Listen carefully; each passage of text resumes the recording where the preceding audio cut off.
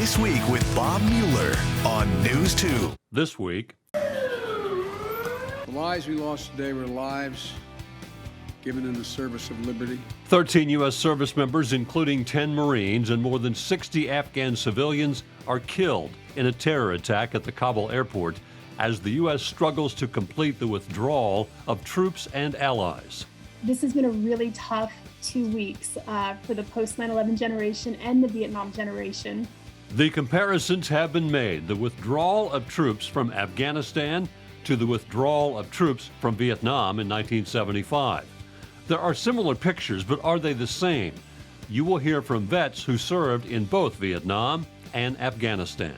And growing up in this COVID season, I don't want them to miss nothing. The surge of the Delta variant is doing what was predicted, hitting schools hard, forcing closures and isolations. More in our This Week cover story. Hello again and welcome to another edition of This Week. Thank you for joining us. Schools throughout Tennessee are being covered in COVID as a surge of the Delta variant spreads unabated. More in our This Week cover story. But first, a look at the deadly terror attack in Kabul, where as we tape this show, the death toll has now risen to over 170. After at least 13 U.S. service members were killed in 2 explosions outside the Kabul airport, President Biden addressing the nation. The lives we lost today were lives given in the service of liberty, the service of security, the service of others, in the service of America. And the president with this warning to ISIS-K, which is claiming responsibility for the attack. To those who carried out this attack, as well as anyone who wishes America harm, know this: we will not forgive. We will not forget. We will hunt you down and make you pay. The Pentagon says a number of Afghans also fell victim to this heinous attack. A source tells ABC News one of the explosions was a suicide attack followed by gunfire outside the Abbey Gate. The second explosion was near the Barron Hotel, just a short distance from that same gate. The attack on the Abbey Gate was followed by a number of ISIS gunmen who opened fire on civilians and military forces. These devastating images show the wounded on the streets of Kabul. The Kabul Emergency Hospital says it's treating dozens of patients injured in the attack. In a statement to ABC News, a Taliban spokesperson is condemning the gruesome incident. The explosions happening hours after the U.S. Embassy in Kabul warned Americans to leave the airport immediately and to avoid it unless instructed, amid fears of an ISIS-affiliated attack. Critical of Governor Bill Lee's handling of the COVID-19 crisis, a Tennessee critical care physician is joining the gubernatorial race as a Democrat. News 2's Gerald Harris reports. I've spent my career on the front lines of healthcare. A rural Tennessee doctor has become the first major Democratic candidate for governor of Tennessee. Tennessee once had a reputation for our hospitality and our volunteerism and for caring for our neighbors. For more than a decade now, our corrupt leaders have worked to divide us and challenged us to abandon those values. That ends today. Martin, an ICU doctor, says education, healthcare, and business growth will be part of his agenda. We can thrive with improved education for all Tennesseans. We can thrive with better healthcare. We can thrive by growing businesses that strengthen families. And we can thrive by fortifying rural Tennessee and modernizing our infrastructure. Dr. Martin, who treats COVID-19 patients, says Governor Bill Lee made politics a priority over the health of Tennesseans. Governor Bill Lee continued to abandon Tennesseans, and he let us slide back. Rather than leading with policies that will keep our kids in schools, our businesses open and thriving, and keep our families safe, Lee put extremist ideology ahead of the people of Tennessee. Martin has already secured significant funding in the hours since he announced his campaign Monday. We're proud that we've been able to raise $100,000 just today. The critical care doctor says he will support criminal justice reform, public safety, and modernize Tennessee's marijuana laws. Everybody wants to live in a safe neighborhood. Everybody wants a strong public school for their children. And everybody wants the satisfaction of a job that feeds their families. Gerald Harris, News 2.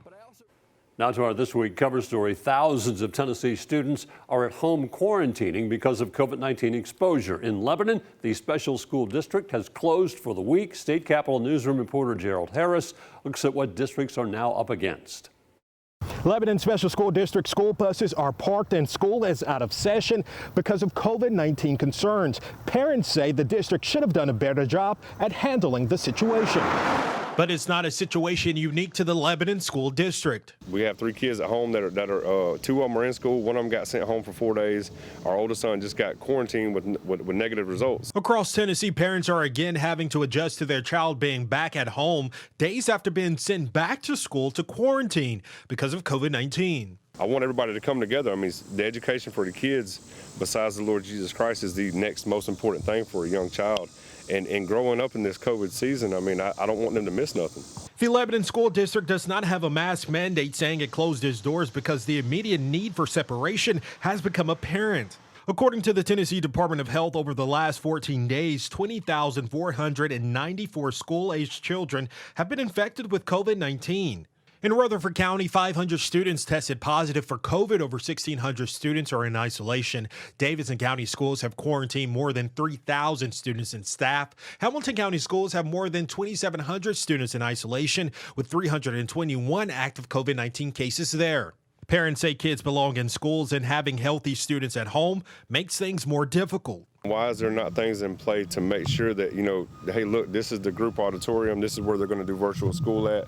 These are the teachers that are going to come in that's already vaccinated. These are the teachers that's going to help them through this virtual school, even if it's just half days. I mean, that's 4 hours that we could be working. Children represent 16.5% of total cases so far in Tennessee. In Nashville, I'm Gerald Harris.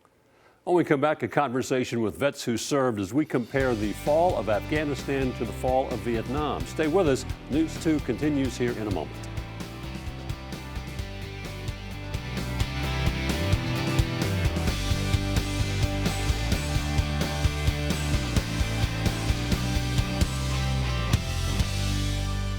Welcome back to This Week. A day before this week's deadly terror attack at the Kabul airport claimed the lives of U.S. Marines and Afghanis, I interviewed Iraq and Afghanistan Army commander and the author of The Frontline Generation, How We Served Post 9/11, Marjorie K. Eastman, along with former Marine, Vietnam veteran, and Nashville attorney Bob Took. We talked about the differences and the similarities between the fall of Vietnam and the fall of Afghanistan.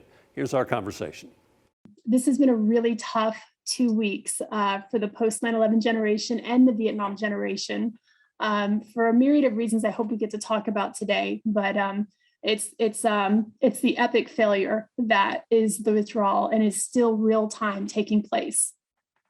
Bob, for you, does it draw that comparison? Is it comparable? It is comparable in some ways and completely different in others. And I think it's really useful to understand the differences. And as I keep saying to everybody, read The Frontline Generation. Marjorie's book is so excellent at describing what was so different. So many differences. First of all, we fought in Vietnam in a real intense war. We lost more than 58,000 people killed, American soldiers, Marines, Air, Navy killed. So that's a war. And it's not to say that the Afghan war isn't a war, it is. But the number of people killed in that war is very, very different. And does that mean that we shouldn't be concerned about a war where 58,000 people are not killed? Of course not. But the commitment that the United States was willing to make in Vietnam was a different kind of commitment than the one the United States wound up making in Afghanistan. And one of the reasons I'm so grateful for Marjorie and for her frontline generation is that they stepped up. Marjorie stepped up. She put aside other things that she was doing or could have been doing and joined the service, became an intelligence officer, and flew into dangerous places in Afghanistan to try to prevail over the various forces that were anti the kind of government and the kind of lifestyle that we understand and believe in. In Vietnam, we fought a hard war against a strong nation, North Vietnam, supported by a very strong nation, China, and we fought hard.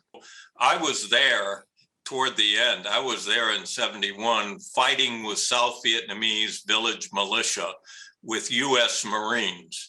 And our mission was to keep the villages secure and safe. And we fought a lot of Viet Cong, and we fought, as it was winding down, North Vietnamese. But the fall of Saigon happened when a political decision was made, frankly, to abandon South Vietnam. And that's what happened. This is different. I admire Bob and what he did and what his generation did in more ways than I could possibly understand. And especially through, now that it's hard for me to talk about this, this is, as I think about what Bob did and his generation did. And one of the differences was when they came home, they were not thanked. So Bob, thank you for your service. You didn't receive the same welcome home that I did and post 9/11 generation service members received. That is a very important difference. And that's based on the difference of a draft from Vietnam and an all volunteer force post 9/11. A lot of people don't realize this, that post 9/11, less than 1% of Americans have worn a uniform in defense of our country. I mean, that is such a stark difference from that 58,000 that we lost. I mean, the difference there, that's one of the most important differences that we can make sure that there's a light shined on. But as you go and we kind of oscillate back and forth, Bob was talking about, the awful withdrawal in Saigon and the betrayal. And when he was describing it, from where I sit, it felt like he was describing time now in what we're seeing with this epic and horrifying failure of the withdrawal. But they have so far gotten out 100,000 people and may get as many as 150,000 people out. That is a real positive. That did not happen in Vietnam. All of those people got left behind. So talk about the importance of saving these people, because they will be murdered if they're not. Well, I'll tell you, in Vietnam, one of the reasons that a lot of us who were in all of the branches of the military were unhappy with the way the leaving from Vietnam occurred was that many of us had dear friends who were Vietnamese and who were being abandoned.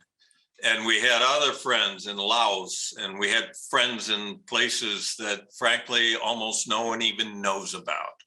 And so when that political decision was made in the manner in which it was made, we left behind a lot of friends. Do you think we'll be able to get the folks out that need to get out with the August 31st deadline? Looks like it's going to be in cement. I am so concerned about that. And what concerns me the most is a president shouldn't be telling the military their timeline. He should be hearing from his advisors and the conditions on the ground. So Biden is making an awful leadership mistake in that, which it just boggles my mind. And, for me, it's like, Bob, alluded to this about our allies and our interpreters. There's an organization, if your viewers would just look it up, it's called No One Left Behind. For months and months and months, our community, the military family, has been sounding the alarm saying, we have to get our allies and interpreters out. We have to help them. We have to get them to safety. And they've been sounding this alarm for months, like I've said. And, it wasn't the military advisors or the intelligence community or the NGOs that said, oh, let's do this slick maneuver and get us out by 9/11 for an anniversary, photo. I mean, we have to listen to our experts and the people on the ground, the people that are boots on the ground. And Bob and I, we've been there, done that. There's so much value in just listening and having those leadership skills to say, I'm going to take all the information in and I'm going to make the right decision based off of all this information going on. So, please look at that organization, No One Left Behind. Bob and I, those words mean so much to us because they are just seared on our hearts and in our ethos and our code of conduct as human beings, because we both served in combat and we know the weight of those words. Well, those words are an American value. That's part of our American values. We don't leave anyone behind, ever. That's how we should be here at home as well, and in all of our actions. And stay with us. This week continues with our conversation with Marjorie Eastman and Bob Took in just a moment.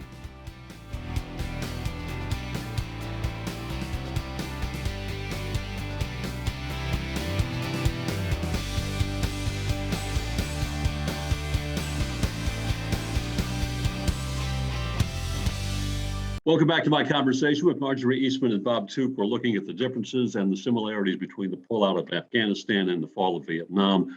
Marjorie, one big difference, both of you talked about this a little bit, but one big difference, 9/11, when we went into Afghanistan, was a very popular opinion at the time. The war became less popular as it went on. Bob, from my viewpoint, Vietnam was never really a popular war. It was protested against almost from the beginning, and those differences have to play hard on the people who are fighting those wars.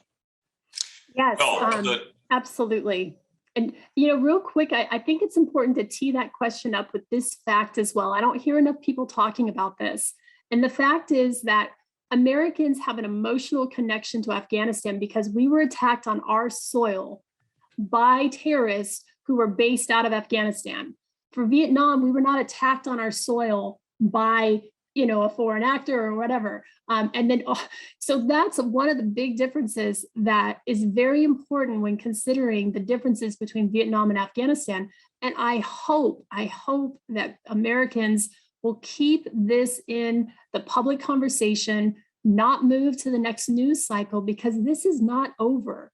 This is happening right now. And we all need to be paying attention to what's going on. You are so right about that. And one of the big differences is that 9/11 costs the United States more Americans killed from a terrorist action than ever. And since the Afghan war started, the number of Americans killed fighting these same terrorists in different clothing, perhaps, but the same idea of terror to kill is way, way, way down.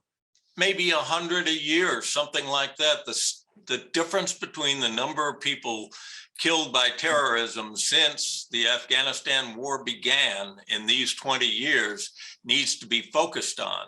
And when people say it's a disaster, the war is a disaster, they're not paying attention. That's covering Americans. Now, that doesn't mean that's all we have to do. We have to help our allies as well. But this war has not been for nothing. Both of you quickly, what do you say to that post 9/11, those people out there that they've been born with war and watching this all come to a conclusion, similar to what we as college students saw during the 60s and 70s when Vietnam came down? What do you tell them about what they're viewing? Marjorie? Bob just did. Bob said it beautifully and perfectly and right to the heart. This war that we fought in Afghanistan had meaning. And for every post 9/11 generation service member that served over there, for our Gold Star families, our precious Gold Star families, it was not in vain. It absolutely was not in vain. So we need to get behind the effort that needs to be a very broad effort. It needs to be a governmental effort. It needs to be an international effort. It needs to be military, protective. It needs to involve allies, and it needs to remember what you said so importantly, Marjorie. This was not and still is not in vain. Bob Took, Marjorie K. Eastman, I can't thank you enough. I could talk to you all day, but I really appreciate the conversation. Stay with us. This Week continues in a moment.